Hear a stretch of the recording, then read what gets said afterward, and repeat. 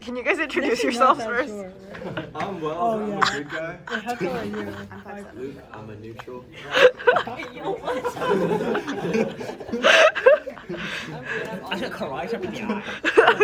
Alright. So for the parallel circuit, we kept the length constant and we varied the cross-sectional area.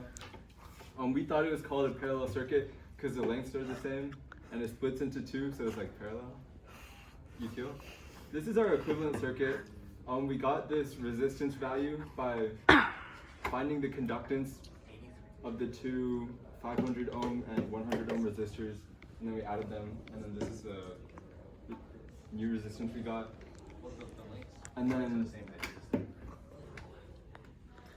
the round bulb lit more, and we thought this because the current was greater in the round bulb because the filament was thicker. Wait, he would ask, why is the current greater? Yeah, so the cross-sectional area of the thicker filament is greater, so current is proportional to cross-sectional area, so the current would be greater. And the potential difference is the same. Yeah. Can someone else explain E? You passed it. For which one's A especially? Wait, what? Oh, okay, so we have the current basically coming out and it splits, but it doesn't split equally, because it depends on the conductance of the resistors. Resistor's a bad conductor. Basically, I would call it the conductance of the conductors. okay. What are you doing? For Alex. But they don't split equally, and so it turns into two Let's different get a currents close going view. through here. And then at this point, they add back up and are the same. Yes. No, you finish your sentence first, and then I'll answer. They come back and become the same current as what was leaving the battery. So Alex, think about it. The 500 resistance is like Alex. Like the cross-sectional area is bigger, so the resistance is going to be higher. And then the 100, that's like me.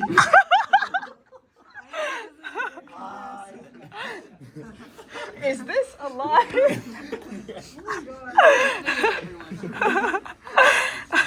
I'll send it in the Teams channel. Okay, and then for F, this is our schematic diagram. So we were instructed to have arrows proportional to the current, and they're not really that proportional. So these should all be the same, and this one should be like, oh, I'm sorry, I never got to your question. So I was wondering if in this situation we are assuming that the wires themselves have like infinite conductance. Yes. Okay. They have infinite conductance, so that this and this match when they add back up to make Right. So, but like for our hypothetically. conceptual understanding. Okay. So, but like hypothetically, because the wires have a certain amount of resistance, the beginning and end would not match up. You're saying? In the real world, no, because you would lose just a little bit. Because like copper is a very, very good conductor, but not perfect. So what would you lose a little bit of? Energy? Yeah, energy. Which is closely related to To heat. Or which is closely related to energy. Potential. Potential. oh yeah. So your currents would still add up exactly. Your voltages would be a little less. Oh, and we forgot And to in mention. fact, when you measured with your meter, you may have found that the voltage across your conductors there was a tenth or so, or even a couple hundredths less than the voltage when measured directly at the power supply, right? And that was a little bit of voltage drop across your wires. Not much, but a little bit, because they weren't actually infinite. Why would the current be the same but the voltage be different? The current might not have these exact values, Okay. but the current would add up, as they said, so that the two currents in the two branches of the parallel circuit would add up to the total. in the thing. That addition problem would not, you wouldn't lose any current, right? The two currents in the two branches would add up exactly to the current in the big branch. And that's because the current and voltage, like the current is only related to the change in voltage, right? Not like, am I making sense? Okay, no, never mind. Yeah. Oh. It's because if the currents are different, Yeah. at that first junction there, if there's more current flowing into the junction than out, what's going to happen right at the junction? Explosion. Just Well, before it explodes, what's going to happen? What's going to cause it? What? You're going to build up charge, Okay, right? yeah. I call it the bathtub model, right? You've got your faucet on high, and you've got your drain almost plugged, but not quite, and there's only a little bit leaking out. Your tub is going to fill up until it overflows, right?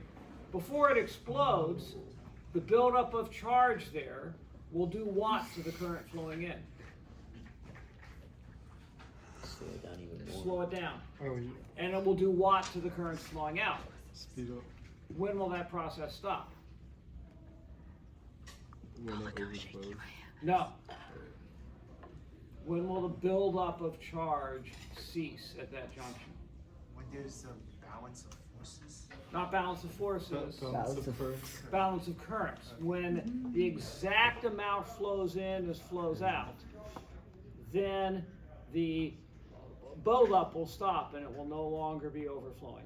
That can happen. The currents can be unequal for a very brief period of time called the transient period, which we talked about when we talked about setting up the gradient that carries the uniform field throughout all the wires. But it's not going to last very long because it takes minuscule amounts of charge to change the field. Right? We're talking femtogluons, a few thousand electrons to change that field. So the currents can only be different anywhere for extraordinarily brief periods of time, and then a natural process similar to polarization sends it to not equilibrium, which is what happens in polarization, but to a steady state, Okay. where there's still current flowing, but the current is equal in that steady state. Yeah. Yeah. And then at the other junction, the two currents come back together. Once again, if more flows in than out, or more flows out than in, then that changes the amount of charge stored at the junction in a way that it makes it equilibrate to equal currents very quickly. Okay. Right? It just takes a few thousand electrons to make that happen. That makes sense. Okay? But if the wires are non-ideal, there will be a voltage. And like I said, we will later model non-ideal wires as a combination of a resistance and an ideal wire. We continue to do our circuit analysis assuming ideal wires, but we'll have a model of a real wire made out of a combination of ideal elements and be able to account for it. Okay. Okay, all right. Okay. Should we do our number 4? Yeah, Okay. We didn't have time to do a schematic of our equivalent circuit, but so somebody else has that. Okay, We'll but, count, anything you missed, we're gonna catch on the rebound from other. Whoa. That's all. all right. So this is our number 4. Oh. I think Brianna did this one, so she should be the one explaining it. Oh. For sure. Okay. For the first one, it was asking like which form of Ohm's law would be better for calculating like parallel versus series circuits. So we said for parallel it'd be easier to use like the conductance one, because like for parallel circuits, the conductance is like inversely proportional to length, and then Because your length Length needs is to be like- the same yeah. in parallel circuits, it'll make the math super easy because you have the same denominator. And it's the same for series, it's just reverse because in series it depends on your cross-sectional area. And so that's why it's resistance instead, because that's 1 over conductance. Yes. Now, I know in the examples that we did, you know, for the parallel ones, we assumed the cross-sectional area was the same, and for the series one, we assumed no, opposite. Yeah. Opposite. What I meant. But how would you calculate the combined resistance or combined conductance if those variables were not held constant in the way that we held them constant? Like, for example, if we had parallel and we did different lengths but same cross sectional area. For parallel, can you do different lengths? Or it's You different? can. It's easier to visualize a parallel circuit. If you do the same lengths and only the cross-sectional area differs, then it's easy to visualize microscopically what's happening in a parallel circuit and understand what's going on. Okay. But if you built your conductor out of a different material with a different length and a different cross-sectional area, right? As long as it's got the same G, it's going to have the exact same effect on all the rest of the system. Okay. So if they have equal lengths, how do you calculate the equivalent conductance? You just add the conductance. You just add the conductance. Yes. Because that's the same as adding the areas and having the same sigma and the same alpha. Yeah, Right? yeah. If you don't have the same length, how do you calculate the equivalent conductance? A lot of cross multiplication. No. No? How do you calculate the equivalent conductance? If you have a different length but the same what? If I have two conductors that don't have the same length and I put them in a parallel circuit, how do you calculate the equivalent conductance? It's gonna have a weird cross section, right? You don't have a weird cross section, but the calculation of the equivalent conductance is simple. Can How you is just it? add them together Still again? just add them. Still just add the conductances. The proof is, Okay. with my weird conductor that doesn't have the same length, I could build something with the same G that does have the same length, just by choosing my material and my conductivity and all of that, right? And then the equivalent conductance would just be the sum. And then I could shift back to the one with the different lengths, and it still has the same effect, right? Okay. So because I equals G delta V, Right. the relationship between the potential difference and the current, the relevant circuit variables, is the same if I have the same G. Right. No matter what the details are, what material or geometry or size my conductor was built out of, if I've got the same G, it gives me the same current. And therefore I get the same equivalent conductance. But the visualization, when you think of a parallel circuit, of having the same thickness and same length and only the width varies, that makes it easy to visualize what's happening. You can see those little tubes of current parallel to each other and why it splits proportional to area. And all of those things are easy to think about and see. Okay. Yeah. I Okay. see. I see. All right, good. All right, great. Problem 3. Oh no, you gotta finish your problem 4. Go ahead. For B, we said for parallel circuits the potential difference is constant, and then the current divides proportionally to G because it's like proportional to the cross-sectional area. And then for series, it's the opposite, where the potential difference divides proportional to R, and the current is constant. Thanks, Alex. Yeah. I show my agreement. For C, for is this 2? What you guys said? Is that power? Your group really misses you, Alex. For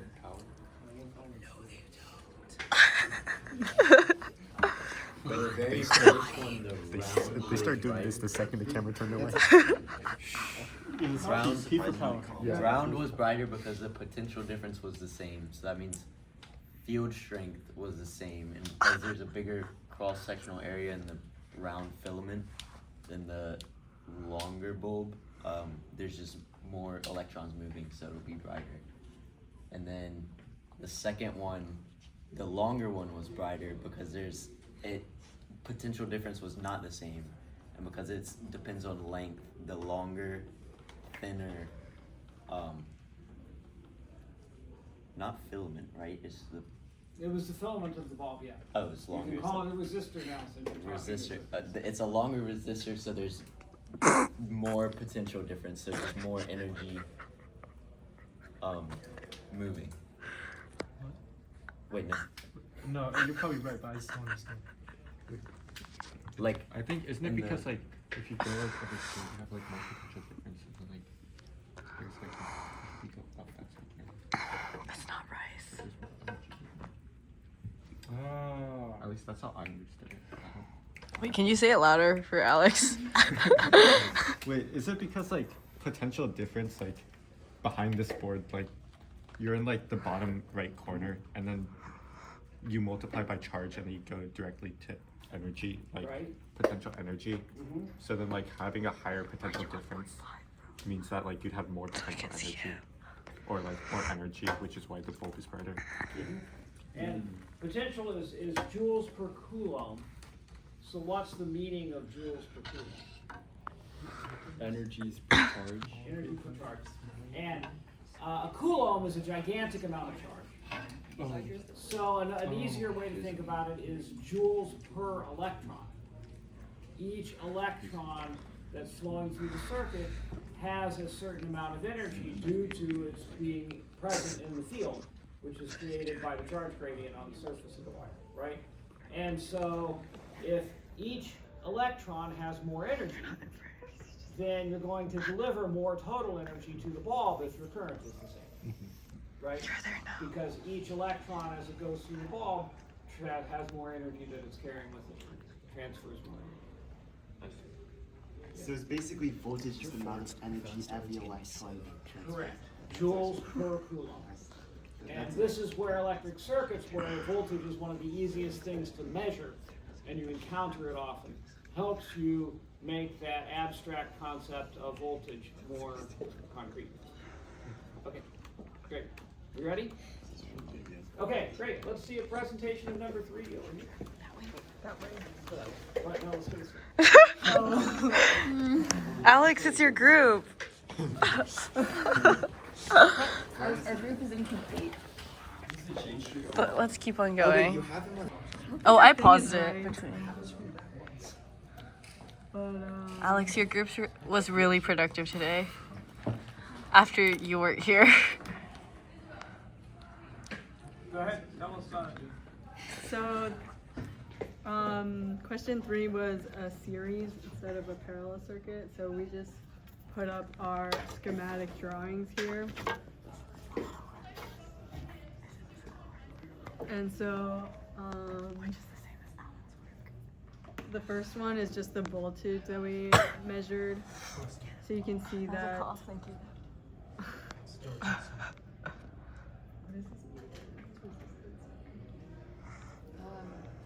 It was like the nominal values on the resistors Yeah. that we had. And then we measured the potential difference.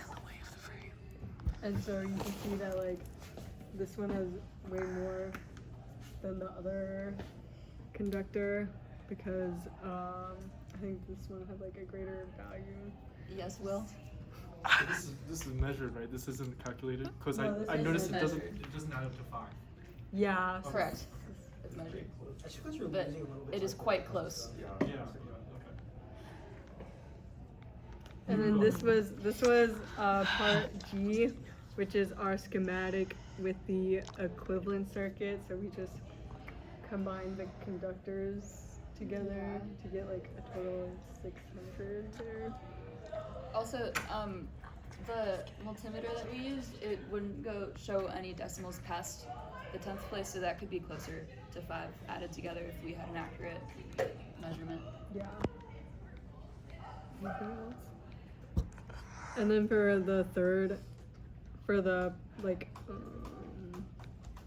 like they mentioned before with this series circuit, the longer bulb was brighter because the current was the same, but the longer filament had a greater potential difference, making it brighter.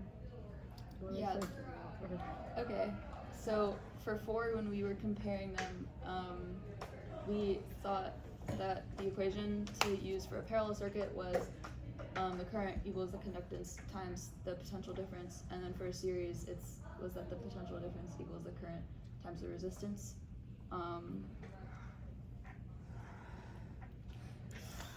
Why? Because conductance is proportional to the cross-sectional area, and then it's inversely proportional to length. So in the series circuit, the length would differ, but the cross-sectional area would stay the same, and then the opposite would be true in the parallel circuit. So it would just make the measurements easier. And then just in terms of which lights that we thought were brighter in the parallel circuit, the short round bulb was brighter because the current was stronger in the wider filament, and then in the series circuit, the current was the same, but the potential difference was greater in the longer bulb, so it lit up a lot brighter. This is our power equation. That's our power equation. You see the units work out pretty nicely in joules per second. Yeah. And so coulombs per second means, That's the what's the name for it? What's the coulomb?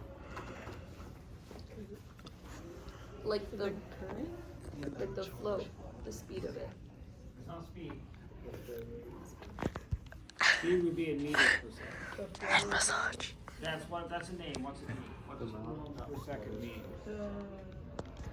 The amount of charge that's going past us a certain point in 1 second. So why is it that if that were greater, you would get a brighter bulb? Because there's more charge. Yeah, going through it. More charge going through, right? And each charge is carrying a certain amount of energy, which is joules per coulomb, right? And if there's more charges going through, or the charges are carrying more energy, either one of those things makes the bulb. Yeah. Great. Okay. Let's move on, but focus on everybody did some outstanding things that are different. Can we go to that board? No, we're going on to this one. Alex, that includes you. So,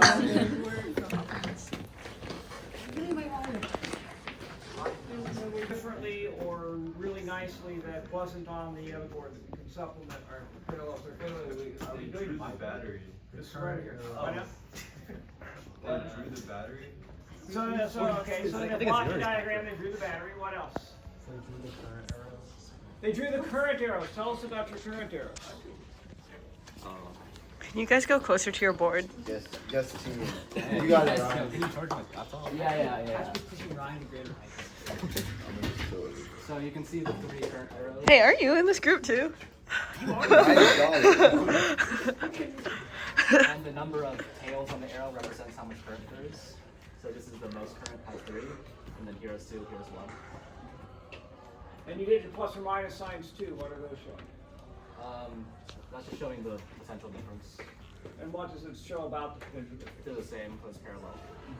So they used their plus and minus signs to just conceptually indicate potential difference was the same by putting the same number on the terminals of the battery and the terminals of the conductors.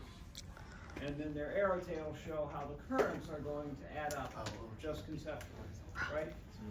If we try to make those arrows like exactly proportional, or those plus or minus signs exactly proportional, you can end up with 500 pluses or 500 tails, and then your diagram is unreadable, right? So we don't want to make them exactly proportional to the numbers. We just want to make it indicate clearly, with as few as we can get away with, what's going on. Great. Anything else you see there?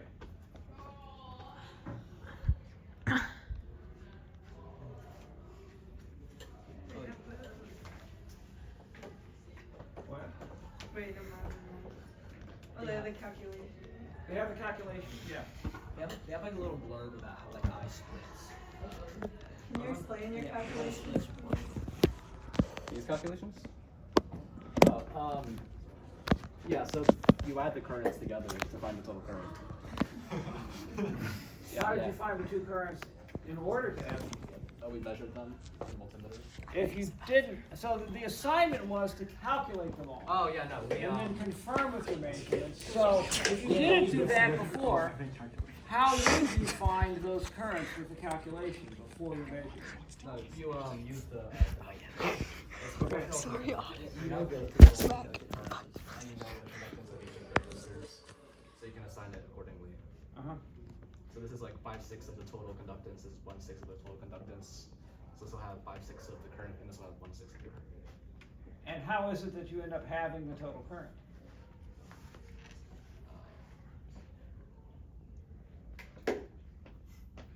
How could you have calculated that?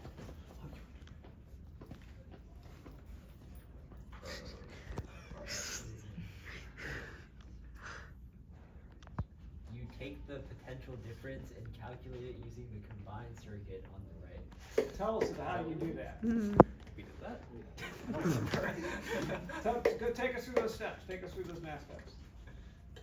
I don't remember doing Wait, You may not. You may not have done it. The instructions were to calculate everything in No, advance. I did it, but and it was then confirm with a lot of measurements. classes ago, so like. Yeah, he did before grade. Wait. What? Dr. Guelph, could you repeat the question again? How would I have calculated all the values? Just knowing 6 volts, 0.01 mhos, and 0.01 and 0.002 mhos, right? If I just knew those 3 things, how would I calculate everything else? Just add the mhos. Add the mhos, so I get 0.012 mhos, then what? GV. Yeah, I equals GV, get the volts. I equals GV, so you know 6 volts and you know your total G, so you get I Yeah. total. And then he already took us from there, the current split's proportional, Yeah. right? Okay. Everybody there? Yeah. Okay, great. All right, good. Over here, number 3. That's it. This is series again. What can we see on this board that supplements what we got on the last series?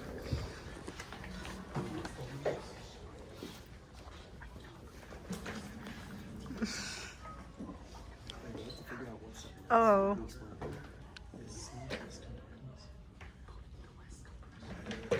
I don't see anything. You drew a battery. What else did you draw? We have like really the clay kind of block diagram here. Instead of having just like a straight like resistor line, we just kind of made it like more to clay. And what does that block diagram mean to you to see? The difference in length, right? And the same width, which means they're going to have the same cross-sectional area and therefore the same. No. Well, it's going to be the same current, but a different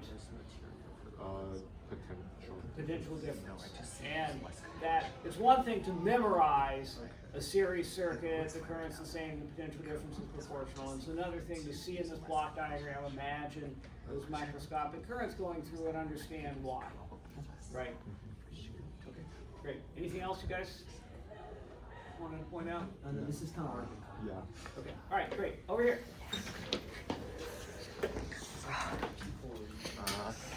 So we did a So stand up. Tell us about it. I don't think there's anything here you haven't seen. Actually, there is. So. Can we talk about They have the whole charges and stuff. the calculations for this thing? So if you have the resistances and the voltage on the battery, you find the current.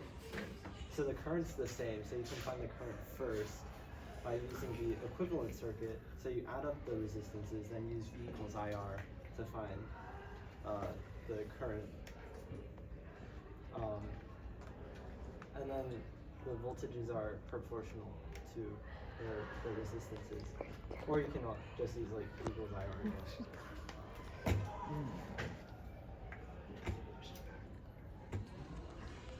Wait. So can you take me down to the how you calculate the potential difference? I got how you found the current. Okay, so if you have the current, you can use V equals IR to find the potential difference.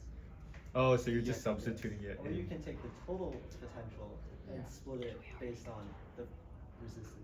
Oh yeah, okay. That's like it. the, You that's didn't yeah. need the current to the thing or So the you're just voltage. plugging in I for 1 over R1 plus R2? Yeah, we know delta V through the entire thing is 6.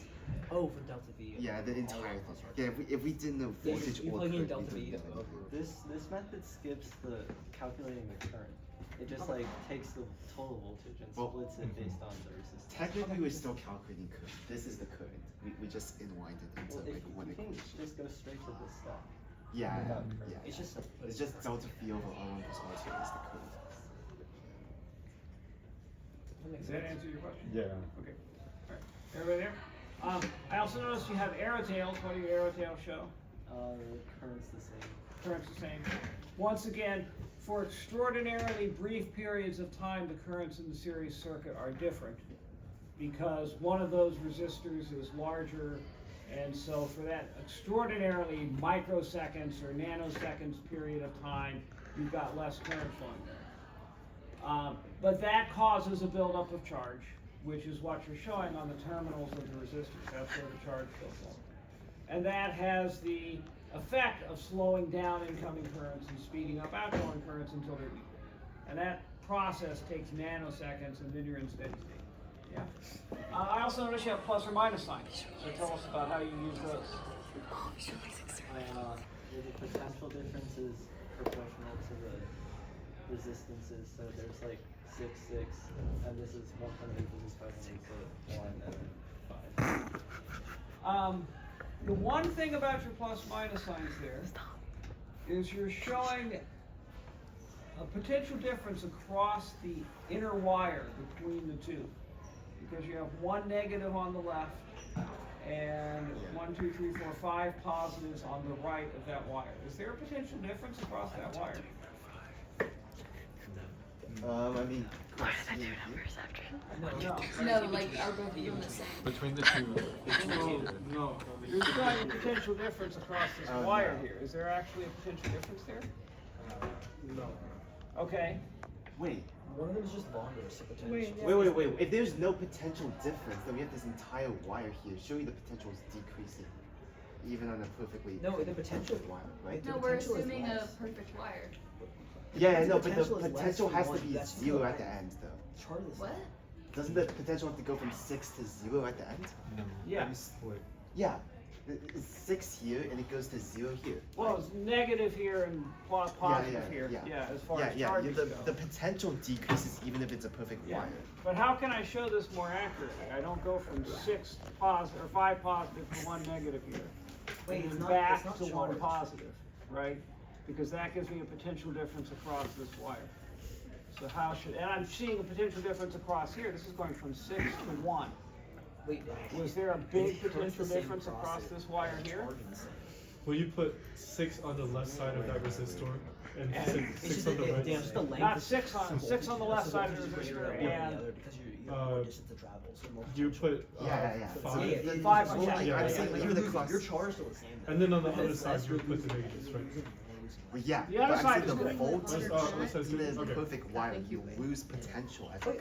Okay. You follow Yeah. I thought you guys were saying there's no No, potential. yeah. What?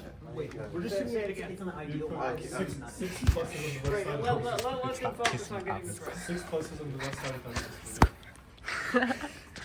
And then 5 on the right side of it. So therefore, you're going from 5 to 6, so you're going back up 1 positive. Yep. This is 6 to 6, so the difference is 1.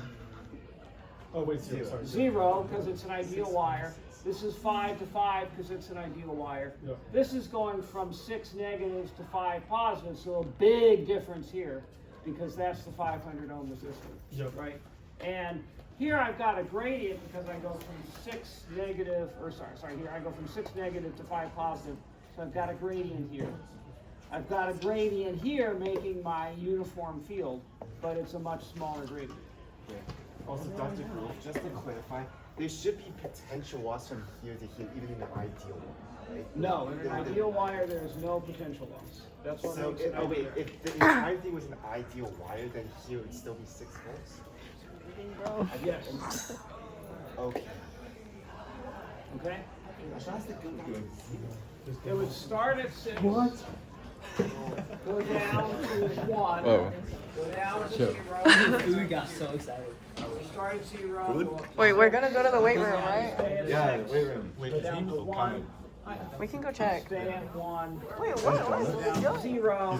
Connor, Stay at no. 0. If you go get a Go donut, back use an to 6. excuse for why you're So having It's a 10-pound donut. Don't even trip. 6 all the way